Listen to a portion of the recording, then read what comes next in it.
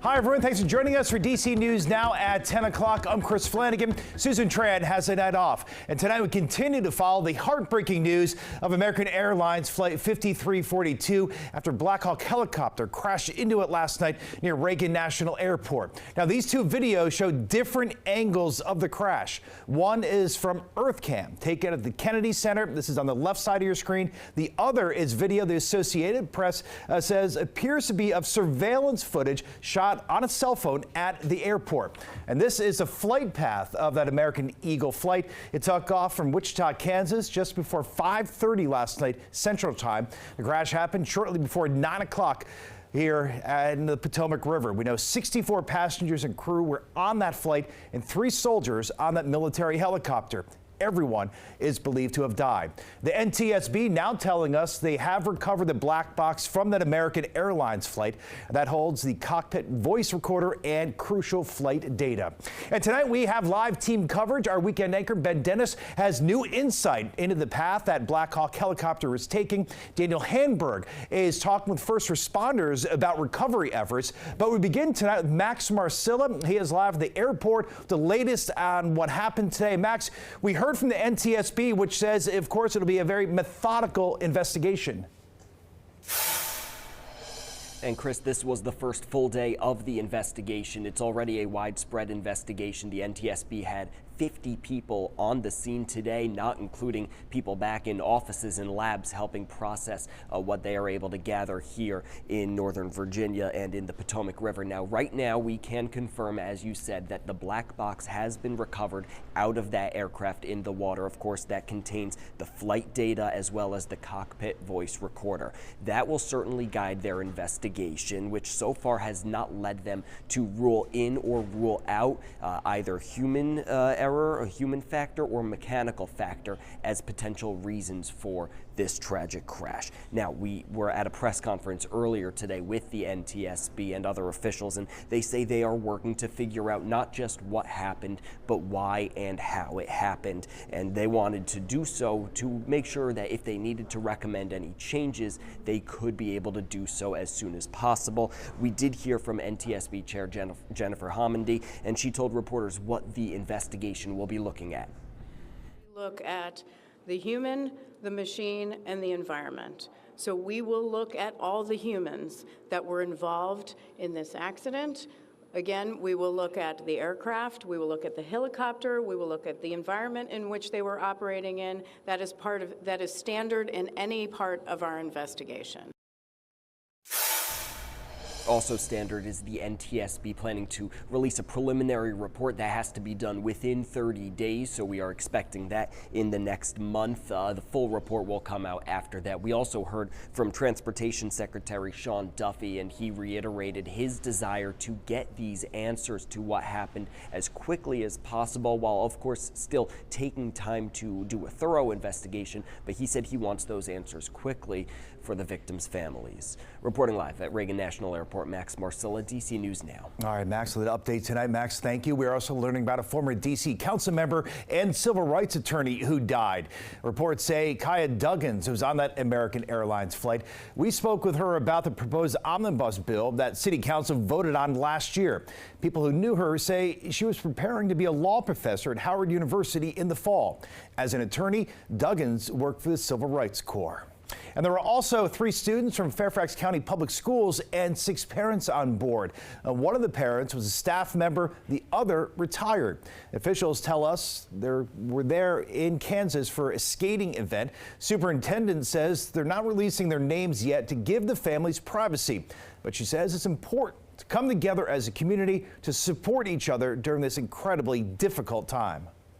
It's so important to come together as a community at this time and really to be present for one another and thoughtful with one another in a way that will bring about healing in the coming days, because this has been just so heartbreaking. Superintendent Michelle Reed says crisis teams were in schools today and they have resources available to support students, staff, and families. And this is Sam Lilly. He was one of the pilots on American Flight 5342. His father confirming his 28-year-old son was a pilot for PSA Airlines, which is owned by American. Also on board, flight attendant Ian Epstein. His family confirming he died in the crash as well. That flight attendants all were based out of Charlotte, North Carolina.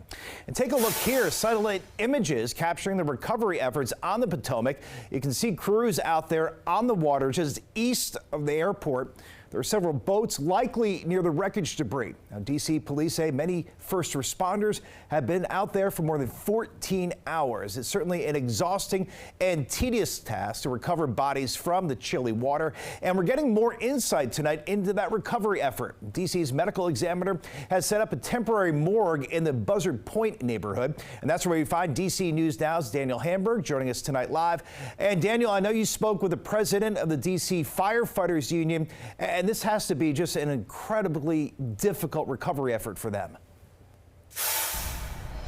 Chris, as you can imagine, it has been a long and very tough day for firefighters, especially those divers in the water, many of whom worked well into today, who started the recovery mission last night. Now, since it is dark out for the last several hours, this recovery mission has taken a pause for the night, but you can see right here all of these tents. This is the temporary morgue that has been set up for all the bodies that have been recovered. Now, this is where DC's helipad is located, just next to it, just south of Nats Park here in Buzzard Point.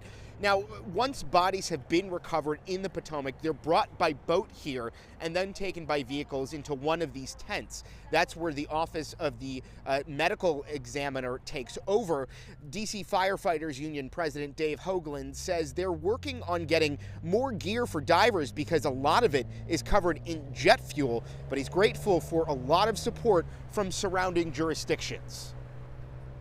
Everybody's hanging in there.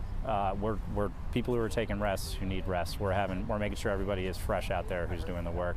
And you know, we're a large department. We're able to cycle through people. Like we said, we've got all these other jurisdictions who are coming in, coordinating relief. Baltimore City's dive team's been working a lot this afternoon. Now, DC Fire and EMS says that they will have boats out overnight for security purposes as well as surface searches. Tomorrow morning, divers will be back out here working alongside the NTSB to look for parts of the aircraft and recover that plane as well. We're live in Southwest. Daniel Hamburg, DC News Now. Yeah, they are doing incredible work there. Daniel, thank you. Meanwhile, the Washington Post reports just a day before this crash, another jet landing at Reagan National alerted air traffic control that it had to abort after a helicopter appeared near its flight path. Now, the Post says flight tracking maps from Tuesday night show an unidentified aircraft almost directly under the jet. That jet, a Republic Airways flight, did land safely. And the Associated Press says a report by the FAA, one of the air traffic controllers was doing the work of two people last night, and the staffing in the control tower was not normal. That report says that controller was responsible for both coordinating helicopter traffic and arriving and departing planes when that crash happened. All right, let's get a check on the forecast. Meteorologist David Matson in for Janesson tonight. And those first responders will be out on the river once again tomorrow morning. Right. And we're expecting a lot of rain as well tomorrow. Yeah, not good conditions for those ongoing recovery efforts, unfortunately. Hoping for some more dry weather like we had today, but that's just not the case. And part of the unique situation here with the Potomac River especially, we get those tide cycles. We're seeing high tide right now with that water up 2.5 feet. Low tide will be rolling back in by very early on Friday morning, just before they likely start those recovery efforts once again. But in these frigid water temperatures, every change certainly does make a difference. And when we add rainfall to the mix, that's going to raise up those tidal levels. So not the best of news as those crews get back to it tomorrow. And here is the storm system that is responsible for bringing that rainfall in. We have a swath of steady rain moving our way across West Virginia, also southwestern Virginia there. And we will soon have that soggy weather here in the DMV. Within the coming hours, that rainfall will begin.